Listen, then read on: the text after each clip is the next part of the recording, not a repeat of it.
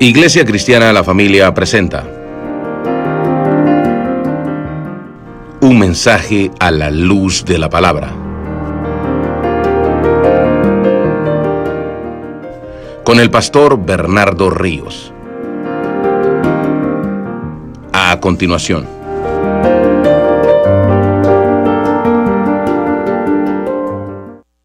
Tener los niños por allá. Un ratito nada más y luego tráigalos de regreso para que se vayan entrenando.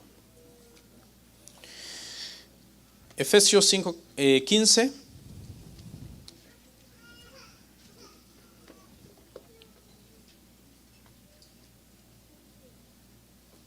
¿Listos?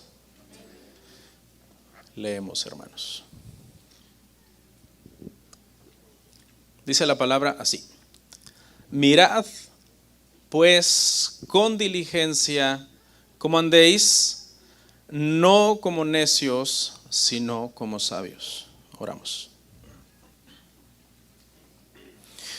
Muchas gracias, Señor, por esta bendición, poder exponer, Señor, tu palabra el día de hoy.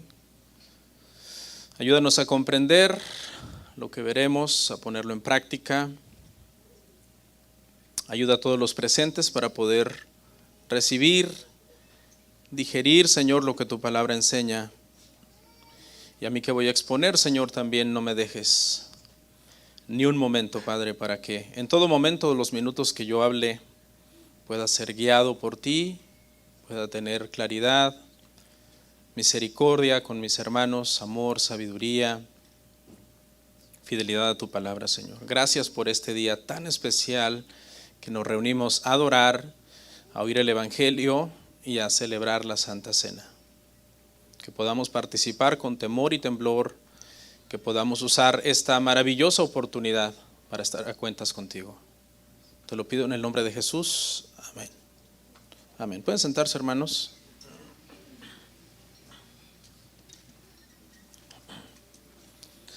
Nuestro tema el día de hoy, hermanos, se titula Llenos del Espíritu Santo. Vamos a ver 4 versículos, 15, 16, 17 y 18. Y habla de la llenura del Espíritu Santo y de las características de un cristiano que está lleno del Espíritu Santo. Por lo general son cristianos diligentes, sabios, sobrios, y cuya vida es gobernada por Dios. Vamos a ver los siguientes encabezados el día de hoy, hermanos. En el primer punto, vamos a estar hablando de andemos como sabios en el verso 15. Luego hay que aprovechar el tiempo en el verso 16. Entendamos la voluntad del Señor en el verso 17. Una advertencia ahí, cuidado con el vino, entre signos de admiración, verso 18 parte A, y por fin vamos a llegar a nuestro tema, llenos del Espíritu Santo, verso 18 parte B. Amén. Vamos a ver entonces nuestro punto 1, hermano, andemos como sabios. Leamos una vez más el verso 15.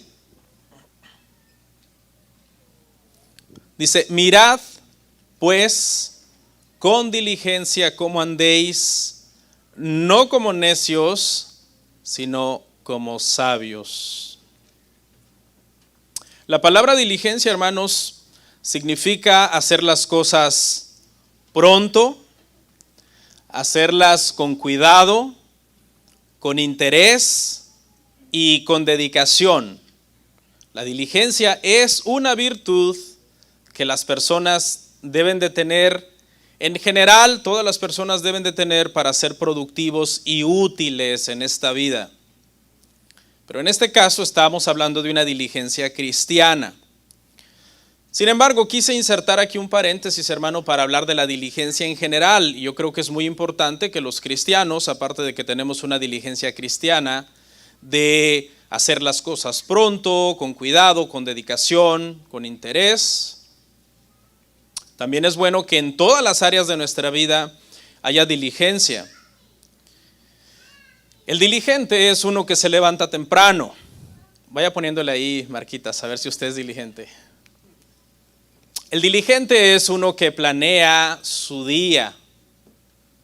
El diligente es uno que trabaja duro. Y no aguanté la tentación de darle unos consejos a los jóvenes. Porque usted sabe, muchas veces peleamos mucho con los jóvenes porque a veces no son diligentes o uno considera que son un poco distraídos y que dejan todo para después. Un consejo a los jóvenes para saber cuándo descansar y cuándo trabajar. Es muy fácil el consejo. Es muy fácil. La noche se hizo para descansar y el día se hizo para trabajar.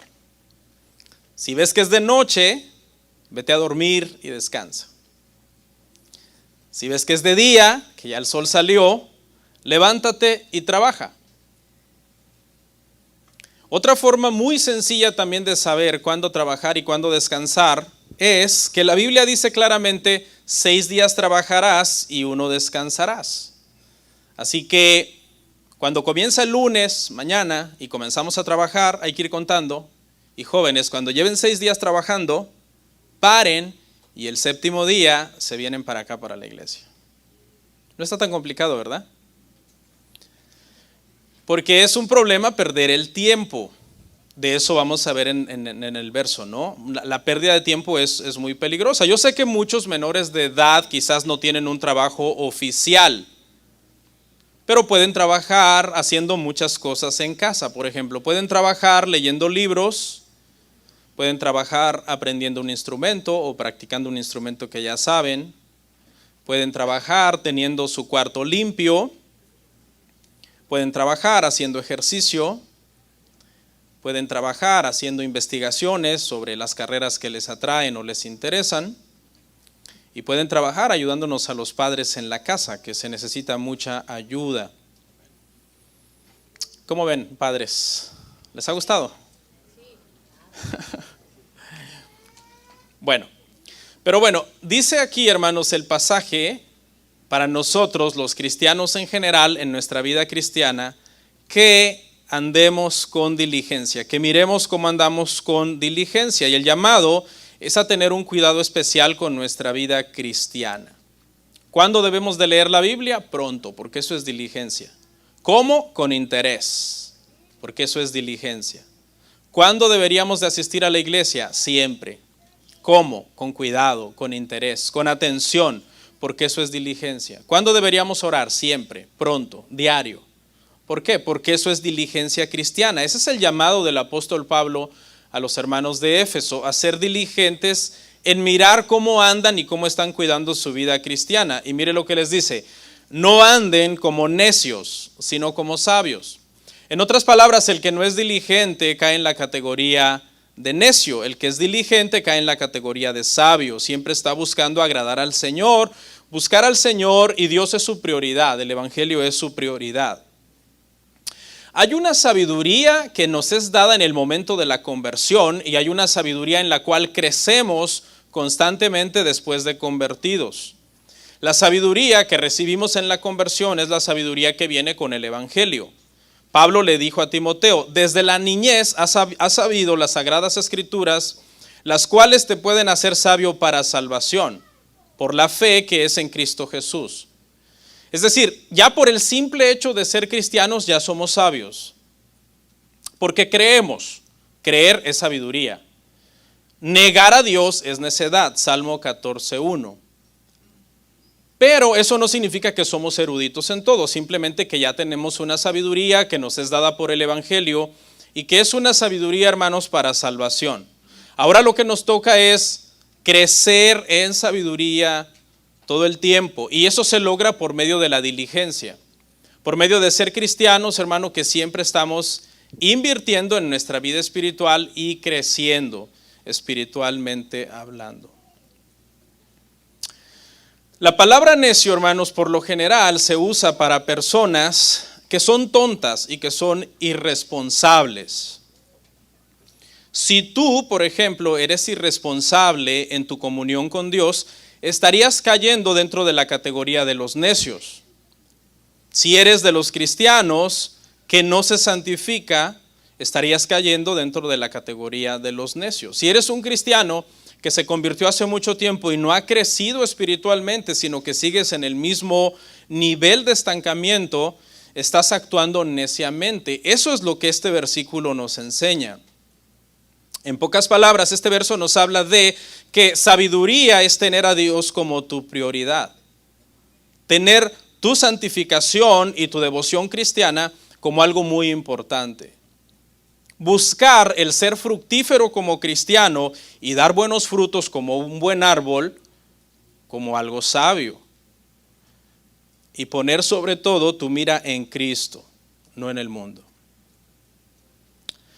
Vamos a ver el punto que sigue, hermanos, que habla precisamente sobre aprovechar el tiempo. Punto 2, verso 16. Lea conmigo ahí. Efesios 5:16. Dice, aprovechando bien el tiempo, porque los días son malos. Yo creo que nosotros conocemos varios dichos sobre el tiempo. ¿Cuántos se acuerdan de algún dicho o les viene a la mente o recuerdan, por ejemplo, el tiempo vale oro o el tiempo es dinero? Creo que estos dichos tienen bastante sabiduría. Creo que, aunque son dichos populares que no necesariamente están en las Escrituras, no contradicen las Escrituras, porque las Escrituras nos habla de aprovechando bien el tiempo, siendo diligentes. El tiempo es muy valioso como para que lo desperdiciemos, hermanos. La salud se acaba rápido, especialmente si uno no se cuida. Hay oportunidades que se presentan en un momento de la vida de uno que nunca vuelven. La oportunidad va pasando y te duermes, si no la agarras, se fue y no va a volver más. Hay cosas que son ahora o nunca. Por eso debemos de estar en un sentido de diligencia como alerta. Siempre conectados con Dios espiritualmente, discerniendo los tiempos para saber qué es lo que Dios quiere que yo haga. ¿Tú cómo sabes que en esta etapa de tu vida, en esta temporada de tu vida, lo que estás haciendo es la voluntad de Dios? ¿Cómo sabes que estás usando sabiamente tu tiempo? Que lo que estás haciendo es lo que a Dios le agrada. Si ven a alguien durmiendo junto a ustedes, despiértenlo por favor para que no se pierda el sermón, porque se imagina toda la semana esperando el domingo para ir a oír la predicación y venirse a dormir, pues como que no. Hoy día, más que nunca antes, hermano, en nuestra sociedad se pierde mucho tiempo debido a que, hermanos, estamos rodeados de entretenimiento. Tenemos muchísimas aplicaciones en nuestro teléfono.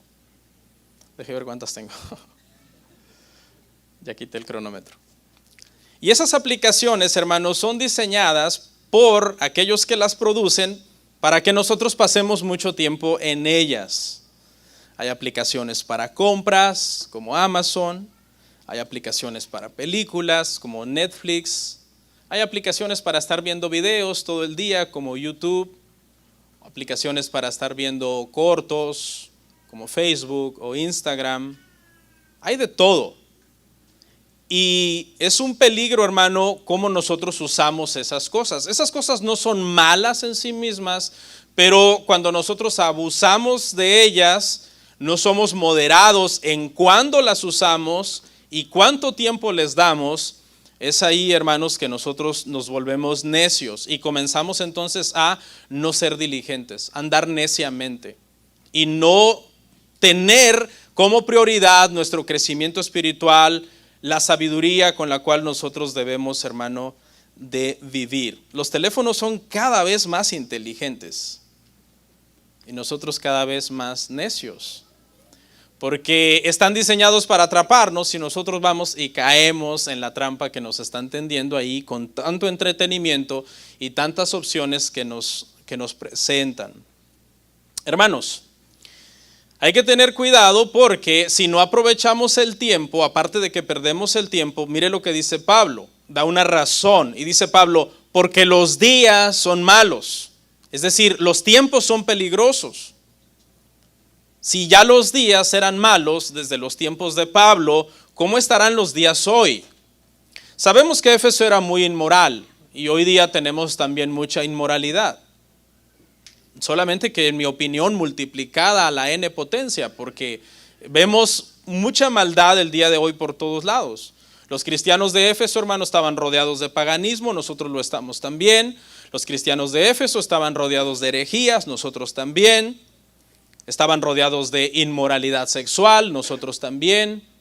Estaban rodeados de una ciudad idólatra que estaba rindiendo culto a las imágenes, nosotros también.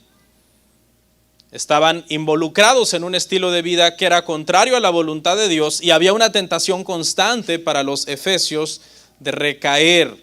Y eso les pasó. Según la historia y según la Biblia, esta iglesia de Éfeso acabó perdiendo su primer amor, Apocalipsis capítulo 2, verso 4, y según los récords tempranos de la historia de la iglesia, acabaron desapareciendo más o menos en el segundo siglo. Esta iglesia de la que estamos hablando, a la cual se le escribió esta epístola, no hicieron caso a finalmente las generaciones que vinieron de los consejos de Pablo, acabaron perdiendo su primer amor. Eso quiere decir que no fueron diligentes en cómo estaban buscando a Dios y acabaron desapareciendo como una iglesia que pierde su pasión por Cristo, que pierde su pasión por el evangelio, por la predicación, por la adoración bíblica. Es una iglesia, hermanos, que acaba siendo envuelta por la cultura. La cultura absorbe a la iglesia y cuando te das cuenta ya no hay diferencia entre la iglesia y el mundo, porque todo lo del mundo se comienza a meter muchas veces a la iglesia y eso ha sucedido muchas veces, hermano, y debemos tener mucho cuidado de que a nosotros no nos suceda. En primer lugar personalmente y en segundo lugar como iglesia local que somos llamados, hermanos, a ser luz, a ser sal en este mundo. Entonces, en este punto número 2, hermano, estamos hablando de que hay que aprovechar bien el tiempo y sabemos que el contexto, la connotación en la que Pablo está hablando es porque estamos rodeados de maldad, los días son malos. Y porque el que pierde su tiempo, hermanos, si no busca del Señor, puede acabar como acabó la iglesia de Éfeso, perdiendo su primer amor o perdiendo su amor por el Señor, envueltos en la cultura y acabar entonces desapareciendo. La vida de muchos cristianos es así, tal y como está descrito acá. Es una vida que no es una luz brillante, es una luz como bastante difusa. Luego están llenos de las cosas del mundo precisamente porque la mayor parte de su tiempo la invierten en el mundo, llenándose de las cosas del mundo. La luz se comienza a volver cada vez más gris y cuando te das cuenta, sus hermanos ya no son luz. Fueron absorbidos por la cultura del mundo. Número 3, hermanos, entendamos la voluntad del Señor. Verso que sigue, Efesios 5:17. Por tanto, no seáis insensatos, sino entendidos de cuál sea la voluntad del Señor. La Biblia compara, hermano, a aquellas personas que conocen la palabra de Dios y que por ende se supone que deberían de conocer a Dios. La Biblia lo compara, y perdonen la expresión, pero es bíblica. No debería pedir perdón, no, porque estoy tratando de ser más bueno que el Señor. Pero el Señor los compara, hermano, con animales. Salmo 32:9 dice: no seas como el caballo o como el mulo, sin entendimiento. Salmo 32:9, que se les debe de sujetar con un cabestro y con un freno para que puedan obedecer. Es una comparación bastante severa. El salmista está diciendo, aquellos que no entienden, que son faltos de entendimiento, actúan como estos animales que voy a describir a continuación, como un caballo, como un mulo, una mula dirían en mi país, que son animales irracionales. ¿Cuál es el encabezado? Entendamos la voluntad del Señor. Hay personas, hermano, que son cristianos, pero no andan según la voluntad del Señor. Andan según sus pasiones o según sus ideologías, según sus pensamientos. Los cristianos podemos caer en necedad, hermano. El ser cristiano no es como un escudo invencible en contra de la necedad. Uno puede actuar neciamente aún siendo sabio. De hecho, Eclesiastés dice que cuando cae, dice, las moscas en el perfume, es cuando de alguna manera un sabio está actuando neciamente. Yo he conocido mucha gente cristiana, hermanos, actuando neciamente. Le menciono algunos. He conocido matrimonios, hermano, que se divorcian sin bases bíblicas. O sea, no hay ninguna base bíblica que respalde su divorcio. No, nos vamos a divorciar. ¿Por qué? ¿Por qué, hermano? ¿Por qué, hermana? No, es que ya no le amo, ya no nos amamos. Es que ya no nos llevamos bien, es que ya no somos compatibles. O sea, buscan muchas excusas, pero no son bíblicas. Por tanto, sus divorcios son nulos y sus próximos matrimonios son adulterio. Y tú les dices eso y de todos modos lo hacen. Increíble.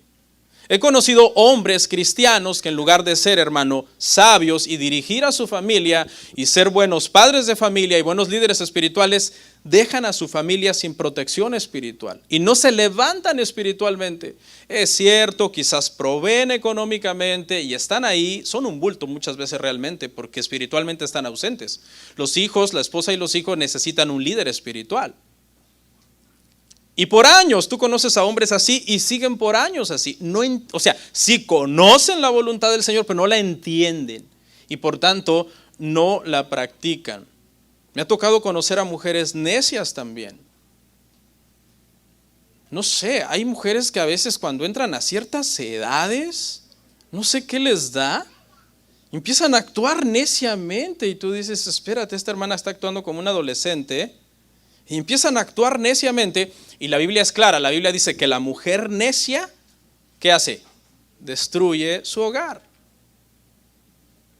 Me ha tocado en muchos años de estar en el Evangelio y pastoreando esta iglesia, me ha tocado ver así a mujeres que en un tiempo tú las ves bien, cristianas, sirviendo, buscando de Dios, espirituales, y luego van pasando como por una etapa de años en que se van haciendo grises y ya no son luz. Y destruyen su hogar con sus necedades. Me ha tocado decirle a muchos jóvenes cristianos, no te cases con alguien que es incrédulo. No lo hagas, no está bien. Y lo hacen. Hay que buscar, hermanos, la voluntad del Señor en su palabra. No es fácil hacer la voluntad del Señor. Algunas veces la voluntad del Señor es dura. Y nos toca entonces arrodillarnos, orar y decir, Señor, conozco tu voluntad, ayúdame a entender tu voluntad mejor y ayúdame a hacer tu voluntad. Amén. Tenemos que orar pidiéndole al Señor que nos ayude. Y entonces llegamos al verso 18, cuarto encabezado. Cuidado con el vino. Voy bien rápido, ¿verdad? Dejé lo más largo al final, tranquilos. Aquellos que les preocupa que acabe yo tan rápido, ay, ojalá y el pastor no acabe tan rápido, qué barbaridad, cómo me gusta la prédica. Tranquilos, me falta bastante.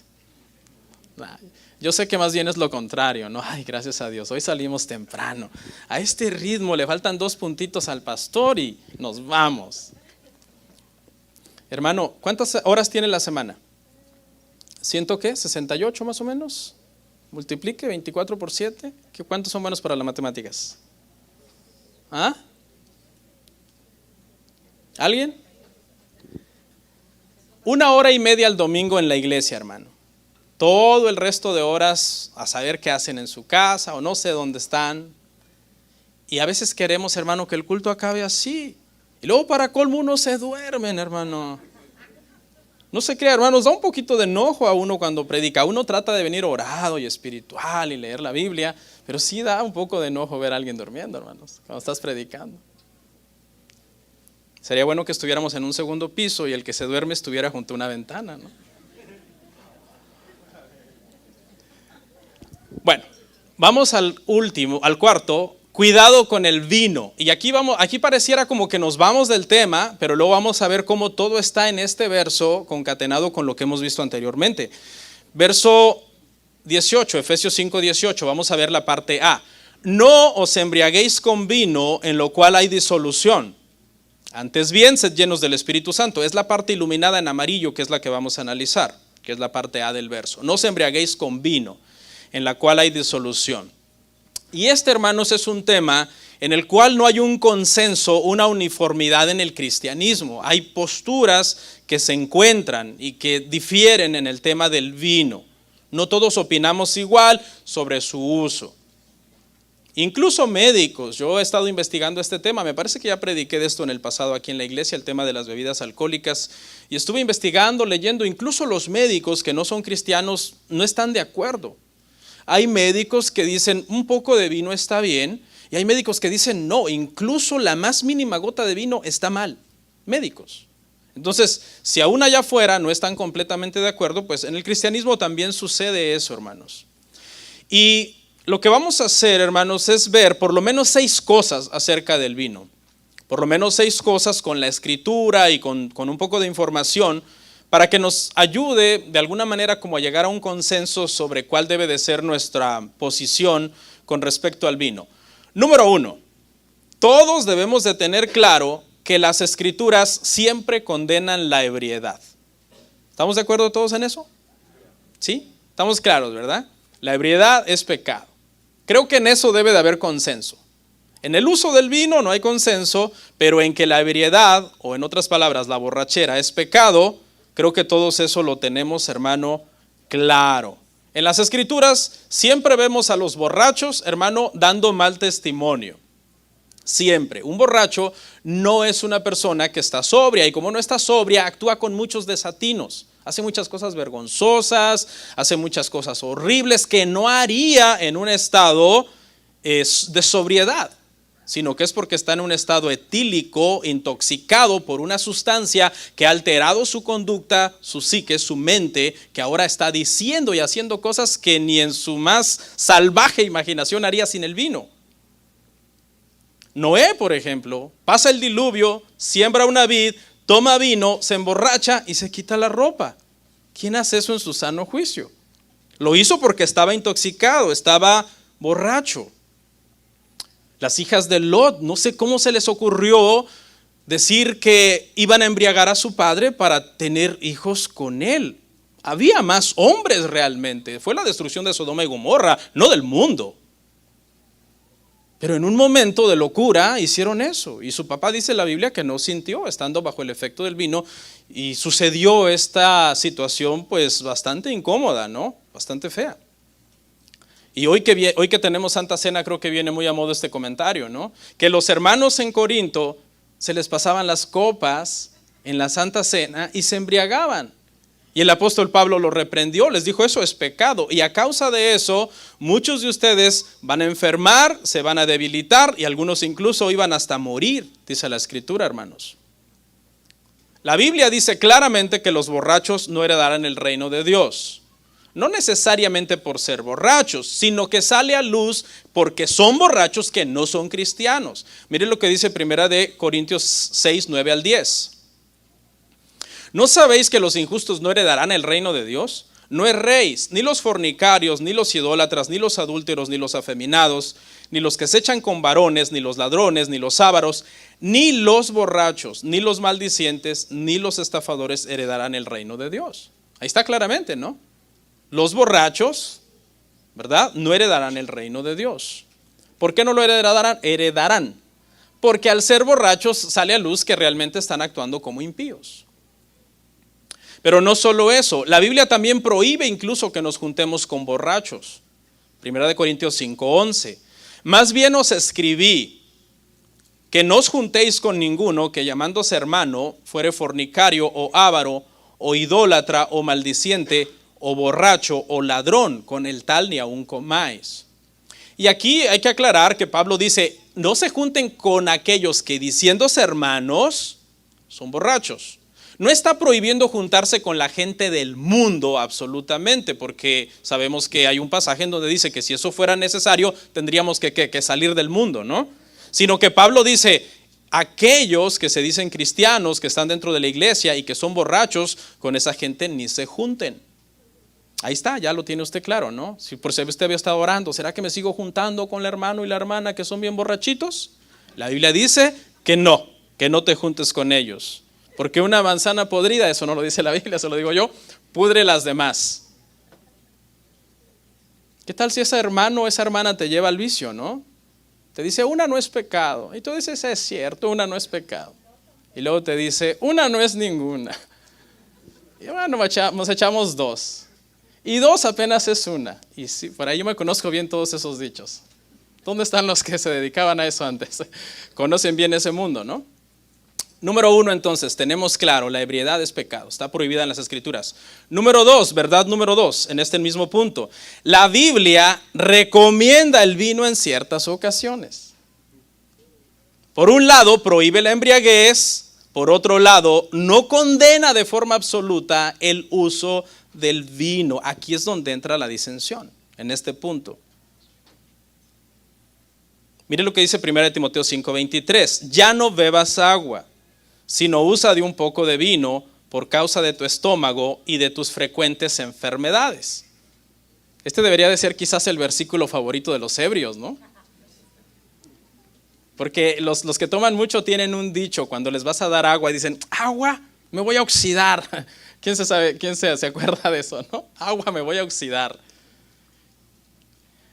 Hay quienes dicen, hermano, que este vino no era un vino fermentado y que por eso Pablo lo está recomendando. Hay quien dice, no, este vino no era embriagante, por eso Pablo lo está recomendando. Sinceramente, mi postura es que sí era un vino con potencial para embriagarse, pero hay que ser claros. Pablo no está mandando a Timoteo a embriagarse, porque eso sería una contradicción de las Escrituras. Lo que lo está mandando es a usar un poco de vino por unos problemas estomacales que él tenía y por unas situaciones de salubridad, donde aquel entonces el agua por lo general estaba contaminada y es posiblemente que esa agua estaba afectando el estómago de Timoteo. Lo está recomendando como un remedio en cierto sentido. Bueno, pero estamos claros entonces que en ciertas oportunidades, bajo ciertas circunstancias, el vino es recomendado en las Escrituras. Verdad número 3, en forma de pregunta. Y aquí quiero que meditemos todos. ¿Es necesario tomar vino? O sea, ingerir bebidas alcohólicas hoy día es como algo que yo necesito para tener salud. Es algo que debería ser parte de mi dieta balanceada para que yo pueda estar bien, tener buenas vitaminas, proteínas, tener una vida saludable. La realidad es que no. La realidad es que tomar vino moderadamente, muchos cristianos, y esto usted no se asuste, ¿ok? No se asuste. Muchos cristianos a lo largo de la historia han tomado vino, incluso grandes teólogos que nosotros leemos y admiramos y seguimos. No eran unos borrachos porque la Biblia prohíbe la embriaguez, pero muchas veces cuando vemos que había gente en el pasado que usaba vino y tomaba vino, muchas iglesias de hecho usan vino real vino con contenido alcohólico para celebrar la cena del Señor. Yo no encuentro ningún problema con eso. O ningún problema con aquellos cristianos que hacen un uso moderado del vino sin necesariamente emborracharse. Eso es lo que yo le quiero explicar. Sin embargo, no considero que sea algo indispensable. Mira la pregunta, ¿es necesario tomar vino? Es decir, ¿lo necesito? ¿Mi cuerpo lo necesita? Dependo de sus nutrientes, vitaminas, hierro, minerales, etcétera, para poder estar saludable. Creo más bien que es una cuestión de preferencia personal. Podemos vivir perfectamente sin ingerir bebidas alcohólicas. Uno se puede abstener del vino sin ningún problema. Yo tengo 22 años que no he probado vino, alcohol, cerveza, altos grados de alcohol. No me ha afectado para nada en mi salud. A los ancianos y a los diáconos la Biblia les dice, no sean dados al vino, 1 Timoteo 3:2, 1 Timoteo 3:8. El vino resulta peligroso para aquellas personas que están en autoridad. Tanto en el Antiguo Testamento se le prohibía al rey, al sacerdote, a los jueces, a los magistrados ser borrachos, como en el Nuevo Testamento se le prohíbe a los ministros, a los ancianos y a los diáconos ser borrachos también. Porque se entiende que el vino, hermanos, entorpece el juicio. Verdad número 4. Las bebidas alcohólicas crean adicción. Creo que en esto también, hermano, no hay, ahora sí que todos estamos de acuerdo, no hay disensión en este tema. El vino es adictivo. Todo el mundo, hermano, sabe que el vino es adictivo. Por ejemplo, se cree que aquí en Estados Unidos hay 29 millones de alcohólicos. ¿Y sabe desde qué edad comienzan las adicciones? Desde los 12 años. Dentro de estos 29 millones de alcohólicos se está contando a muchos adolescentes de 12 años para arriba que son adictos. Entonces aquí quiero dar un pensamiento. Ok, tú te tomas una copa de vino y no es pecado. ¿Estamos de acuerdo, verdad? ¿Estamos de acuerdo? Tomarse una copa de vino no es pecado. Ok, no es pecado, pero ¿qué sí es? una potencial adicción. Tiene la potencia, esa copa tiene la potencia. No estoy diciendo que ya tú te vas a hacer adicto. No, estoy diciendo que esa copa contiene el potencial para hacerte adicto. Porque la sustancia crea adicción. Entonces, pregunta, ¿qué tan sabio es abrir la puerta a un peligro potencial? Repito, ¿qué tan sabio es abrir la puerta a un peligro potencial? No sé, quizás es alguien que tiene mucho control y dice, sí hay un peligro potencial, pero nunca va a llegar a mí. Tengo demasiado dominio propio, sobriedad y entendimiento, santificación, etc. Hay mucha gente así. Pregunta, ¿pero tú tienes todo ese dominio propio? ¿Tienes toda esa sabiduría, todo ese temor de Dios, todo ese nivel de santificación para que no sea un potencial peligro para ti? 5, ¿verdad? 5. Las bebidas alcohólicas son destructivas en potencia. Por cuanto crean adicción, son adictivos en potencia, entonces son destructivos en potencia. Es lógico, ¿no? Una cosa sigue a la otra. Porque el que es adicto y abusa del vino, acaba ¿qué? Intoxicado. Y si acaba intoxicado, se vuelve ¿qué? Un peligro. Según data, el 40% de todas las muertes violentas están relacionadas con problemas de alcohol. Más del 50% de accidentes fatales de automóvil está relacionado con el alcohol. Más de un cuarto de todas las personas internados en hospitales psiquiátricos fue porque tuvieron problemas con el alcohol. El alcohol genera, hermano, millones y millones de dólares en gastos, aseguranzas, accidentes, demandas, terapias, doctores, etc. Entonces, sí hay un potencial de peligro, hermanos, en el tema de las bebidas alcohólicas, en este punto número 5, hermanos. Y por último, la verdad número 6 es que deberíamos de preguntarnos lo siguiente: ¿beber alcohol ofenderá a otras personas, a otros cristianos? Porque hay hermanos débiles. Por ejemplo, yo acabo de decir que beber una copa no es pecado, ¿verdad? Eso todos lo tenemos claro. Eso yo lo veo desde mi fortaleza espiritual. Pero quizás dentro de ustedes hay alguno que está diciendo, es pecado. Porque es débil, ¿verdad? Porque es débil. Entonces, si ve, de alguna manera el yo hacer esta declaración ya está causando un poco de tropiezo a un débil. Hay un débil, quizás aquí o en internet o en algún lado, que va a decir, no, ¿cómo? El pastor Ríos dice que tomar una copa de vino no es pecado. Sí, porque eso dice las Escrituras, eso es lo que yo digo. Pero entonces la pregunta que debería de hacerme es, ¿beber alcohol ofenderá a otras personas, ofenderá a otros cristianos? Pablo era judío y los judíos toman alcohol. Y en el tiempo de Pablo tomaban alcohol y vino, bebidas fermentadas. Y Pablo, mire lo que dijo, hermano. Romanos 14:21. Dice así: bueno es no comer carne, ni beber vino, ni nada en que tu hermano tropiece o se ofenda o se debilite. Pablo, hermanos, en ese nivel alto de apostolado y de sabiduría que Dios le había dado, y siendo judío en una cultura que desde niños tomaban vino, estaba dispuesto a renunciar al vino. ¿Por qué? ¿Por amor a quién? Por amor del hermano débil, para que el hermano, dice, no tropiece, hermanos. Cuando la gente cree que nosotros estamos pecando por tomarnos una copa, aunque no estemos pecando, pero ellos creen que estamos pecando y que no nos preocupa, eso les sirve de tropiezo a ellos. Para ellos, en su mente, no tenemos un buen testimonio, en la mente débil de ellos. Y Pablo dice, yo para evitar ese problema, yo dejo el vino. No hay ningún problema con eso. No sé si absolutamente podríamos discutir eso, ¿no? Si lo deja absolutamente o si simplemente lo deja en el uso público donde hay débiles, no lo sé.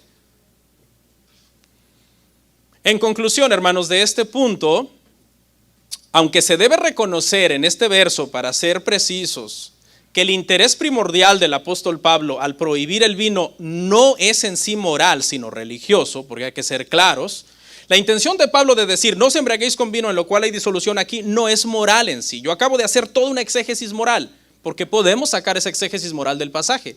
Pero la intención de Pablo no es moral, la intención es religiosa. Y es porque está haciendo un contraste entre el culto pagano que incluía ingerir altas bebidas alcohólicas para embriagarse y dar culto a las deidades, a Dionisio, a Baco, que eran considerados dioses del vino, del desenfreno, de una vida completamente disoluta, como dice ahí. Por eso dice: en lo cual hay disolución. Esa es la intención de Pablo. Sin embargo, hermanos, creo que correctamente podemos hacer todas estas recomendaciones morales que yo acabé de hacer y decirles: hermanos, cuidado con el vino. Y por último, punto 5, sean llenos del Espíritu Santo. Verso 18, parte B: no os embriaguéis con vino, en lo cual hay disolución, antes bien, sed llenos del Espíritu Santo. ¿Qué significa ser lleno del Espíritu Santo? Bueno, este es otro tema que también, hermano, los cristianos no están de acuerdo. No hay un consenso también en el tema de ser lleno del Espíritu Santo. ¿Okay? Hay personas que entienden la llenura del Espíritu Santo como una experiencia constante, por lo general mística, que se da de cuando en cuando, como una segunda visitación o una segunda bendición del Espíritu Santo. Pero eso no es. Espero poder demostrar qué es la llenura del Espíritu Santo, pero primero quiero hablar de 3 cosas que no son la llenura del Espíritu Santo. Estas 3 cosas muchas veces se confunden con la llenura del Espíritu Santo, pero no son. La primera, no es lo mismo que ser habitado por el Espíritu Santo. No es lo mismo que ser habitado por el Espíritu Santo. Ponme la que sigue, por favor. Esa. Ser lleno del Espíritu Santo no es lo mismo, hermanos, que ser habitados por el Espíritu Santo. El Espíritu Santo mora en la vida de cada creyente desde el día 1 de su conversión. Romanos 8:9. Mas vosotros no vivís según la carne, sino según el Espíritu, si es que el Espíritu de Dios mora en vosotros. Y si alguno no tiene el Espíritu de Cristo, no es de él. En otras palabras, todo cristiano es habitado por el Espíritu Santo desde el día 1 de su nuevo nacimiento. Y si la persona dice no tener al Espíritu de Cristo, no es de Cristo. No es de Cristo. Una persona que no tiene al Espíritu Santo no tiene a Cristo.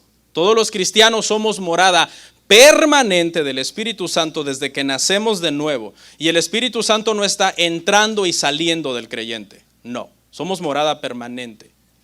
Entonces, en el punto 1, no es lo mismo que ser habitado por el Espíritu Santo. En el punto 2, la llenura del Espíritu Santo no es un proceso para tener más del Espíritu Santo. Ser lleno del Espíritu Santo no corresponde a un proceso, hermanos, donde se recibe más de su presencia, o más grados de Él, o una dosis más alta de Él, o un crecimiento progresivo en donde el Espíritu Santo se nos va dando por medida. No, porque mire lo que dice Juan 3:34, dice: porque el que Dios envió, las palabras de Dios habla, pues Dios no da al Espíritu por medida. No. Entonces recapitulemos. Desde el día 1 eres habitado por el Espíritu Santo permanentemente, y escuche la siguiente palabra: plenamente. Permanentemente, que está en ti, y plenamente, que está completo en ti. No una porción de Él, no una dosis de Él. Y número 3, la llenura del Espíritu Santo no es lo mismo que el bautismo del Espíritu Santo. Porque todo creyente ha sido bautizado por el Espíritu Santo. ¿Cuándo? Cuando nació de nuevo. Ese es el bautismo del Espíritu Santo, nacer de nuevo. En la conversión fuimos sumergidos en el Espíritu Santo. 1 Corintios 12:13 dice así: porque por un solo Espíritu fuimos todos bautizados en un cuerpo, sean judíos o griegos, sean esclavos o libres, y a todos se nos dio a beber de un mismo Espíritu, hermanos. Amén. Entonces ya dijimos 3 cosas que no son la llenura del Espíritu Santo. Ahora veamos 3 cosas que son, rapidito. ¿Qué es entonces ser lleno del Espíritu Santo? La palabra es muy interesante. La palabra, hermano, literalmente es plero y quiere decir algo como estar siendo lleno constantemente. Y note que es un imperativo, dice sed llenos. Es una orden prácticamente, o sea que es algo que sí podemos hacer nosotros. Nosotros podemos hacer esto porque se nos está mandando a hacerlo. ¿Ok? 3 usos de la palabra plero, rapidito, 3 usos. En primer lugar, esta palabra plero, o sean llenos, se usaba para el aire que llenaba una vela de un barco. Ese aire, cuando soplaba y llenaba la vela del barco, ese aire empujaba el barco en una dirección. En ese sentido, la palabra ser llenos del Espíritu Santo, entonces, hermanos, significa que nuestra vida cristiana está siendo guiada y dirigida por el Espíritu Santo. La dirección que llevamos, la fuerza que llevamos, el impulso que tenemos es por la llenura del Espíritu Santo en nosotros y nos está guiando. Segundo lugar, la palabra plero también se usaba para hablar de permeabilidad o algo que empapa algo y lo impregna, como cuando una gota de agua, tú acercas un poco de agua a este papel y por una propiedad que se llama capilaridad, sin que todo el papel esté tocando el agua moja todo el papel. Y eso era algo que se usaba para cuando la sal se ponía en la carne e impregnaba la carne y la protegía entonces ¿de qué? De la corrupción. Entonces, en este sentido, ser llenos del Espíritu Santo, hermano, quiere decir que nosotros estamos siendo cada vez más impregnados por Él. Él está dominando más nuestro ser, nuestra persona, y cada vez somos más sal, más alejados de lo corrupto, de lo pecaminoso, de lo pagano. Y por último, en tercer lugar, la palabra plero habla de control total. Y este es en sí el significado final. Que ser llenos del Espíritu Santo, hermanos, consiste en ser dominados y controlados completamente por el Espíritu Santo. Entonces, en una sentencia, para poner la llenura del Espíritu Santo en una sentencia, la llenura del Espíritu Santo no es yo tener más del Espíritu Santo. La llenura del Espíritu Santo es el Espíritu Santo tener más de mí. Es decir, estoy siendo tan guiado por Él, tan impulsado por Él, tan impregnado por Él, tan controlado por Él, que toda mi vida está sujeta a Él. ¿Y eso qué quiere decir? Eso se refleja en mi carácter, en mi santificación, en cómo vivo, en cómo hablo, en cómo actúo. Ser lleno del Espíritu Santo implica que paso a paso, pensamiento a pensamiento, decisión a decisión, acto a acto, el Espíritu Santo es el que me guía. Oramos.